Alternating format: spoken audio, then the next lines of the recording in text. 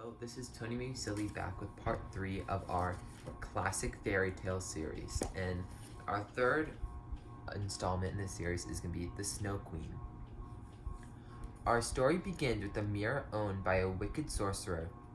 To his delight, the mirror made everything look ugly and twisted, no matter how beautiful it really was. When people looked in the mirror, they said to themselves, "How stupid I've been. Everything is horrid, and it's not worth trying to be good or kind." One day, the mirror broke and thousands of tiny pieces went flying across the world. Some were so small that people didn't feel it when a tiny fragment flew into their eyes. They only noticed that everything suddenly looked spoiled and dirty. Worse still were the tiny sharp slivers that flew into people's hearts. They turned them to ice, that they could not feel love and happiness anymore. Meanwhile, a little girl and boy who lived opposite each other were playing happily high above the busy street. Their houses were built so that each floor was wider than the one below, so the top of the houses almost touched.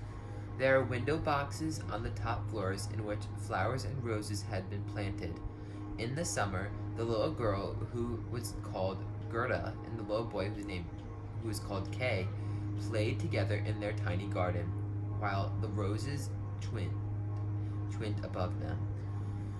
In the winter, when the windows were shut, they had to run down all the stairs in the house to meet indoors. They watched the snowflakes swirling through the window like a flock of white bees.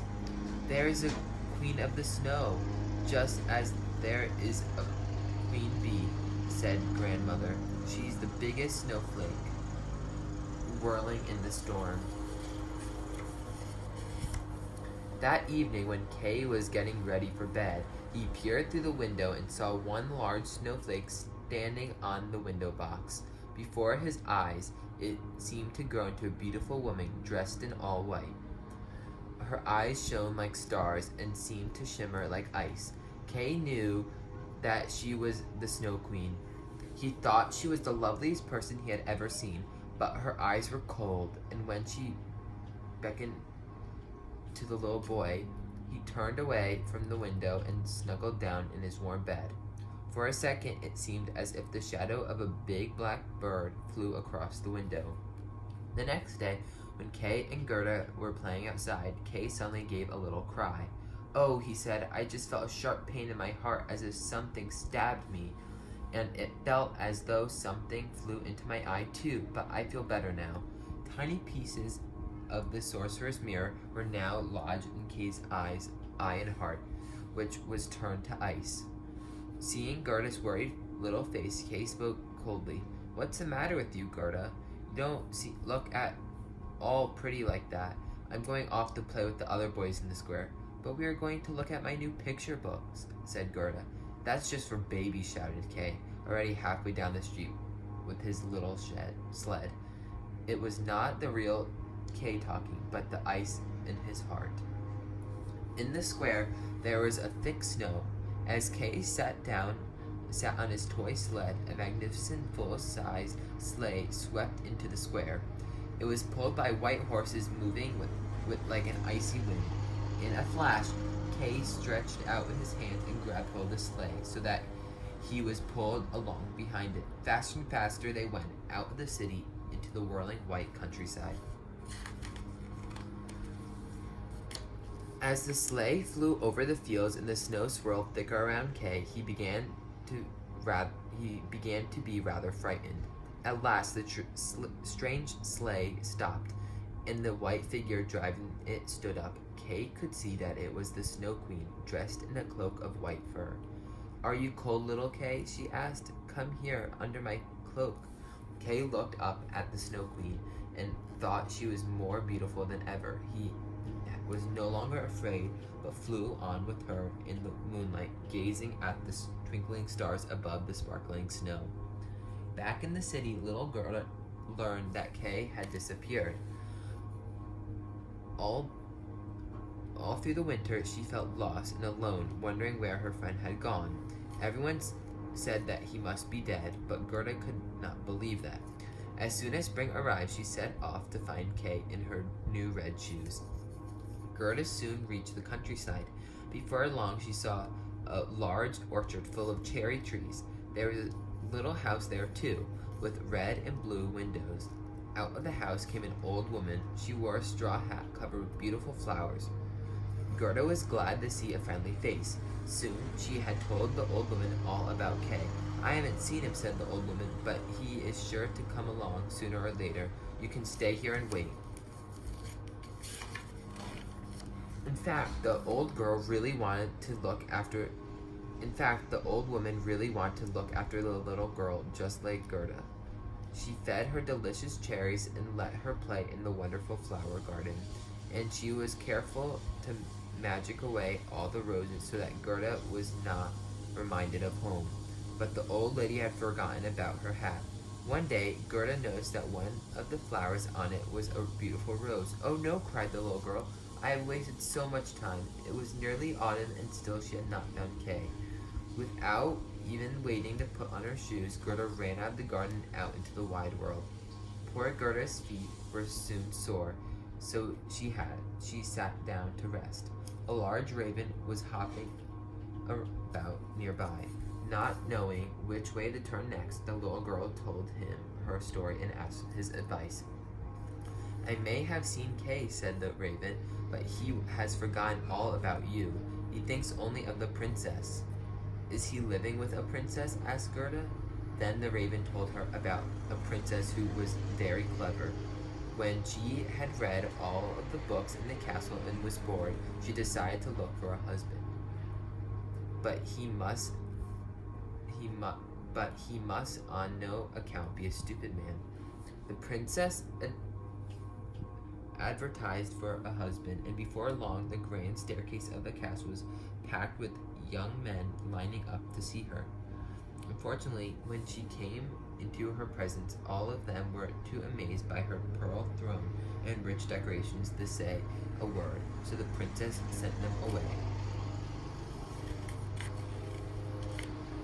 "What about Kay?" asked Gerda impatiently. Then the raven told how a boy who was not afraid of anyone came along and delighted the princess by talking with her about all the things that interest her.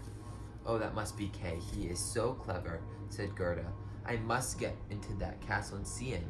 "I will see what I can do," called the raven, and he flew away. At evening, the raven came back. My sweetheart who lives in the castle will let you in through a little back door," he said. "Come quickly." So Gerda hurried to the castle where another raven was waiting. She crept up the back stairs. As she did so, she felt that she almost saw shadows of swishing skirts and horses and soldiers flitting past. The raven explained that these were the dreams of the ladies and gentlemen sleeping inside. At last, Gerda reached the princess's room. There, sleeping soundly, was a young man. The girl crept closer and pulled away the cover. It wasn't Kay. Gerda was so disappointed that she burst into tears. Waking the prince and princess, at first she thought they would be angry, but they felt sorry for the little girl and did what they could to help her. They gave her some boots in a golden carriage with footmen to take her on her way. But Gerda's adventures were not over. As soon as she passed in her carriage through a dark forest, some robbers jumped out, pulling her from her seat. They could see that the carriage was worth a fortune. Those robbers might well have killed Gerda at once if it hadn't been for a little robber girl who decided to take Gerda back to the robber's broken-down castle. There she showed Gerda her pet reindeer, but she did not seem to treat him very well. That night, Gerda found it difficult to sleep. High above her head in the rafters, some wood pigeons began to crow. "We have seen little Kay riding through the sky in the Snow Queen's sleigh," they said softly. "She probably was going to Lapland, where the snow and ice never melt there." "That's true," said the reindeer quietly. "The Snow Queen has her summer palace near the North Pole. I know, for I was born near there." The next morning, the little robber girl spoke to Gerda. I heard everything last night, she said. I will let the reindeer go if he will promise to carry you to Lapland to find Kay. The reindeer jumping for joy, and Gerda was so happy that she cried. She climbed on the reindeer's back. Night and day, they flew through the forests and mountains until the reindeer pointed out the beautiful northern lights and told Gerda that they had arrived in Lapland. There was a poor cottage nearby, shivering with cold. Gerda told her story to the woman who lived there. You poor child, said the woman. I'm afraid you have many miles to go yet. The Snow Queen's palace is in Finland. I will write you a note to a Finnish woman I know. She will help you when you get there. Once again, Gerda and the reindeer flew over the snowy landscape until they reached the Finnish woman's house. There was a huge fire inside, so that the inside of the hut was as hot as the outside was cold. The Finnish woman wore hardly any clothes because of the heat. She immediately helped Gerda off with her coat and boots. When she had read the note from her friend in Lapland, the Finnish woman looked at Gerda and the reindeer. Can't you give Gerda some special magic so that she can defeat the Snow Queen? Asked the reindeer. Gerda doesn't need any special magic, said the Finnish woman. Her good heart is all the magic she needs. Kay is with the Snow Queen. He is happy there because he has a heart of ice and a fragment of the sorcerer's mirror in his eye. Take Gerda out to the edge of the Snow Queen's garden and put her down by a bush with red berries.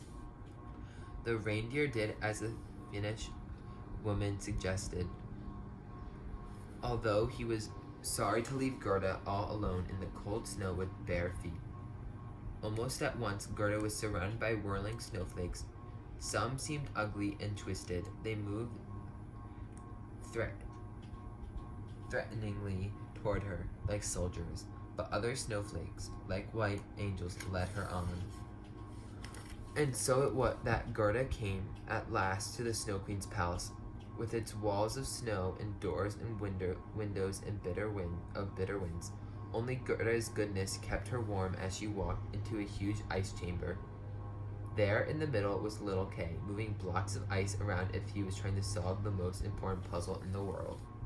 Oh, Kay, cried Gerda, running toward him. Kay stood stiff and cold. He was so pale that he looked almost blue, and he did not greet the little girl who come so far to find him. But as Gerda threw her arms around Kay, her warm tears and joy dripped onto his face and heart, melting the ice and washing away the slivers of mirror.